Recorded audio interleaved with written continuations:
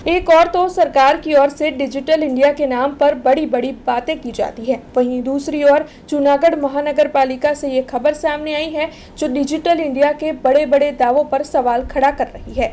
दरअसल जूनागढ़ महानगर पालिका में बीते 3 सालों से डिजिटल पंचिंग मशीन बंद हालात में है।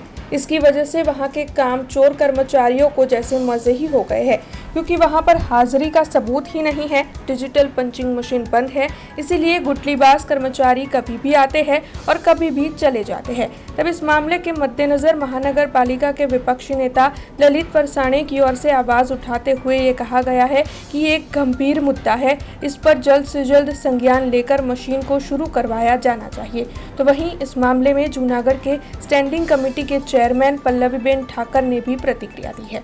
શરૂઆતમાં મહાનગરપાલિકામાં લાગેલા હતા, પણ કોરોના કાળથી આપણે જોઈએ કે એ તમામ બંધ છે, એને ફરી પાછા ચાલુ નથી કરવામાં આવ્યો, જેને લીધે કયા કર્મચારી ક્યારે આવે છે ઓફિસે, ક્યાં નથી આવતા, કેટલા કર્મચારીઓ ઓફિસમાં કામ કરે છે એની કોઈ પણ માહિતી રહેતી નથી। અને આપણે જોઈએ કે અરજદારો ક્યાં ક્યાંથી મહાનગરપાલિકા ખાતે આવતા હોય એને ધરમના ધક્કા થાય છે। તો કોરોના કાળ હતો એટલે એ સમય દરમિયાન આ બંધ થયેલું છે એ મારા ધ્યાનમાં છે અને એ પછી પ્રયત્નો તો કર્યા જ હશે મને એવું લાગે છે, પણ હવે પછી એ ફરિયાદ ન રહે એવો પણ અમારો પ્રયત્ન હશે।